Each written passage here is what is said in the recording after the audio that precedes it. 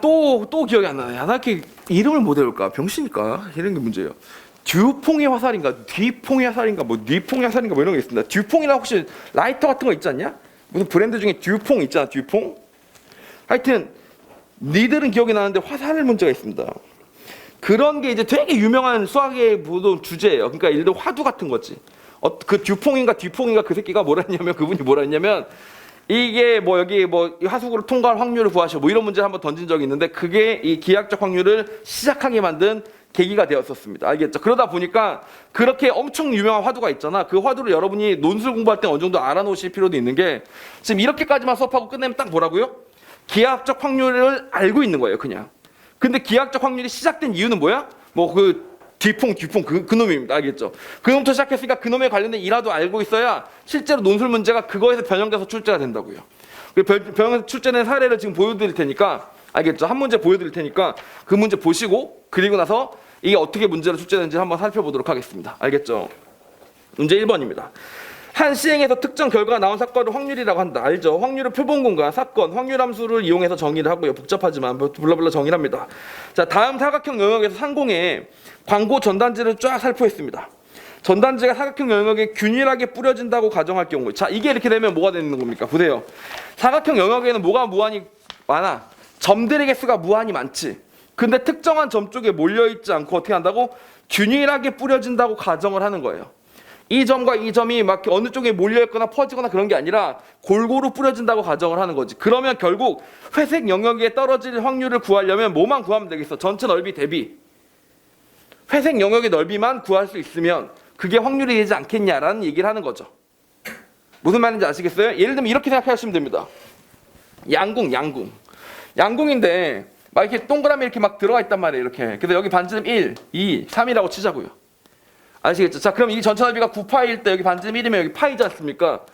그럼 여기다 균질하게 뿌리면 얼마가 되겠어? 그때는 확률이 얼마가 돼? 9분의 1이 되는 거지. 무슨 말인지 아시겠죠? 근데 양궁에서는 사람들이 당연히 여기를 더 많이 쏠려고 노력하고 여기서 빗나가면 밖으로 나가는 그런 구조가 되기 때문에 균질하게 들어가진 않겠죠. 알겠죠? 그리고 또 여기에 무조건 들어간다고 보장하는 게 없겠죠.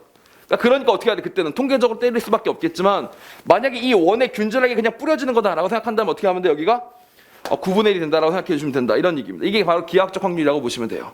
제가 아까 잠깐 말씀드렸던 것 중에 옛날에 막 창의적인 답안 있고 이런 얘기 있었지 않습니까? 그죠? 이게 뭐였냐면 이런 적이 한번 있었어요. 국민대학교에서 논술을 씁니다. 이게 제가 태어나서 처음 맡았던 논술반이었어요. 대학 딱 졸업하고 논술학원에 가가지고 저 수리 논술을 가르치고 싶습니다. 그랬더니 너는 몇 살이야? 저는 대학 이제 이번 2월에 졸업했습니다. 이 새끼 완전 핏덩이네. 그럼 너는 고려대학 국민대학교 논술 파이널반을 맡아라. 이래서 이제 제일 밑에 반을 맡은 거야. 알겠지? 그래서 선생님들이 연대반, 고대반, 서강대반, 성균관대반 좋은 반 다 맡고 나 혼자 국민대반을 맡은 거야. 국민대가 이렇게 뭐 요즘에 논술 치지도 않아. 알겠지? 그런데 이제 어떻게 해야 돼? 국민대 애들을 다 합격을 시키면 위로 올려줄 거 아닙니까? 그래서 국민대 애들을 이제 첫 학생으로 만나가지고 이제 논술을 가르치는데 국민대학교에서 그 당시 예시논술 문제가 제시가 됐고요. 예시논술, 모의논술 문제가 제공이 되었고 실제로 이제 정시논술을 쳐야 되는 상황이었죠. 수신과 정시논술을 쳐야 되는 상황이 됐습니다. 이렇게 해서 시험을 치러 가야 되는 상황이었어요. 알겠죠? 근데 정시논술을 치기 전에 난 당연히 학생들이 모의논술 문제는 당연히 풀어갖고 왔을 줄 알았어. 왜냐면 그때는 학생들을 만나본 적이 없었고 처음으로 이제 고3을 만나는 거다 보니까 당연히 자기가 국민대를 가고 싶다면 모의논술 문제 충분히 풀어봤을 테니까 정시논술 문제를 풀려면 모의논술에 비슷한 예상 문제를 줘야만 되겠지? 라고 생각한 다음에 예상 문제를 쫙 나눠주고 자 얘들아 예상 문제를 풀어봐. 너네 풀어봤던 모의논술 문제랑 비슷할 거야. 이렇게 얘기를 하니까 아이들이 어리둥절한 표정이에요. 모의논술이 있었음? 약간 이런 표정들이더라고요. 그래서 너네 모의논술이 있는 거 몰라? 그냥 안 풀어봤어. 그랬더니 모의논술이 있다는 사실을 지금 알았대. 학원에 와가지고. 그래서 그래. 이번 주 토요일 날 시험인데 참 큰일 났다. 그지? 자, 이렇게 얘기했더니 이제 정말 큰일 난 거죠. 그래서 월화수목금 동안 모의논술 문제만 가지고 주구장창 수업했었던 기억이 납니다. 근데 그때 모의논술 문제가 뭐였냐면 이렇게 가죽이 있어요. 이렇게 가죽이 있는데 이 가죽의 넓이를 구하는 문제입니다.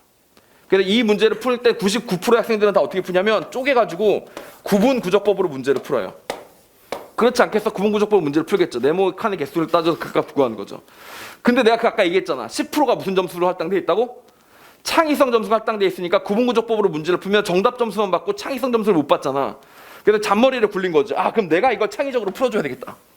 그러니까 이게 문제인 거야. 국민대를 지원하는 애들이 창의적으로 문제를 푸는 게 아니라 선생이 창의적으로 문제를 푼 다음에 그 창의성을 애들한테 주입시키는 거지. 이게 무슨 씨발 창의성 교육이야. 근데 현실적으로 그게 창의성 점수를 줄 때는 가장 해결하기 좋은 방법인 건 맞잖아.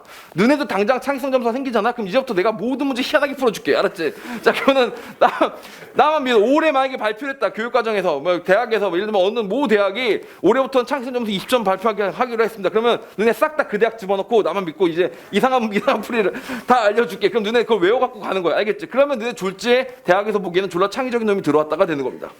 이거 무슨 말인지 아시겠죠? 어떻게 하겠어요? 학원이라는 게 원래 그런 겁니다. 학원의 본질은 결과예요.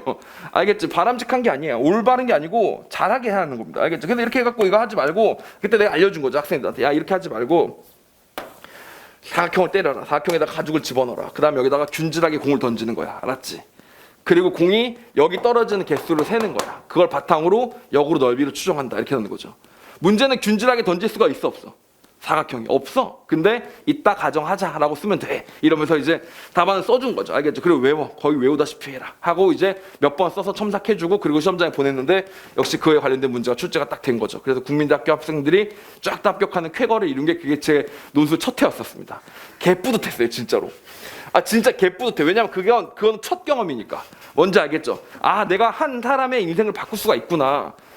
내가 아까도 얘기했지만 직업이 없어질 걱정도 없건 걱정이지만 솔직히 이 직업이 재미가 없으려면 그 뭔가 결정적이지 않은 수업을 하면 재미가 없습니다. 예를 들면 뭐 수능에 나오지 않는 수업을 한다든지, 알겠죠? 그 다음에 당락이 결정되지 않는 수업을 한다든지, 그냥 뭔가 여러분의 미래를 위해서 그냥 내가 알려주면 좋겠는 교양 수업을 하는 거예요. 그러면 솔직히 재미가 없습니다. 이거는 일종의 솔직히 프로 스포츠 선수 다음으로 승부에 노출되어 있는 그런 수업이라고 생각해요.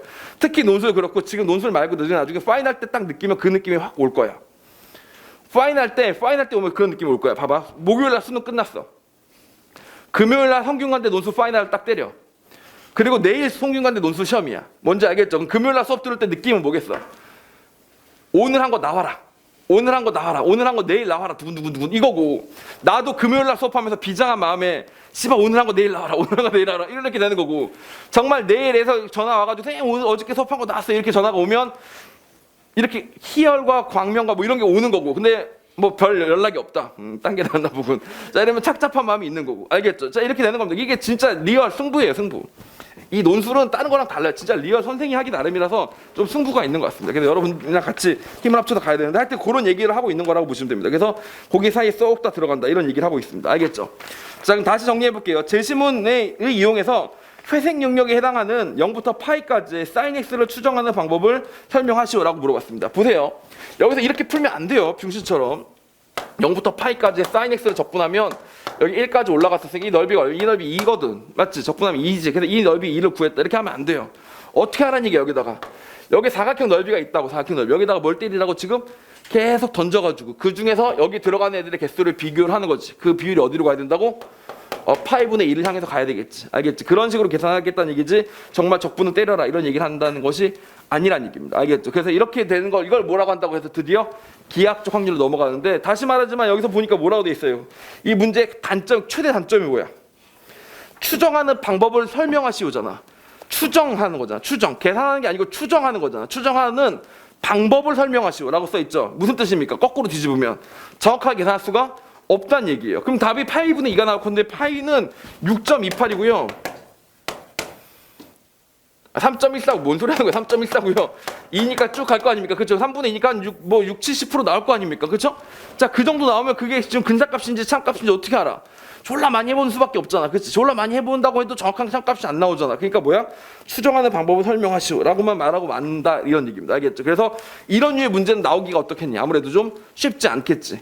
무슨 말인지 아시겠습니까? 그래서 오히려 어떻게 나오겠어요? 봐봐. 이건 뭘 구하고 싶었던 거지? 넓이를 구하고 싶어서 뭘 구한 거야? 확률적으로 접근한 거잖아요. 그러지 말고 뭘 구하겠어요? 거꾸로. 확률을 구하기 위해서 뭘 구하게? 넓이를 구하게 시키는 문제가 나올 거라고요. 다시 뭐라고?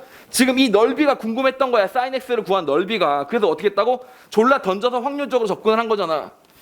그게 방금 아까 내가 적중했다는 국민대학교 문제나 이런 동국대학교 문제지. 근데 이런 문제는 출제될 확률이 최근 들어서는 낮고요. 왜냐하면 그 당시에는 방법을 제시하고 창의적인 문제고 여러 가지 답안이 중요하고 이런 식이었지만 요즘엔 어떻게 돼? 솔직히 문제 풀고 증명하고 채점돼서 답안 묻고 이렇게 되는 걸로 바뀌었잖아.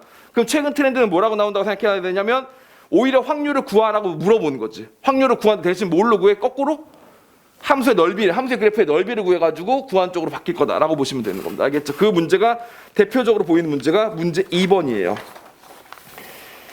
문제 2번입니다. 문제 2번하고 문제 3번이 있는데 문제 2번과 문제 3번은 잠시 후부터 공부해 보도록 하겠습니다.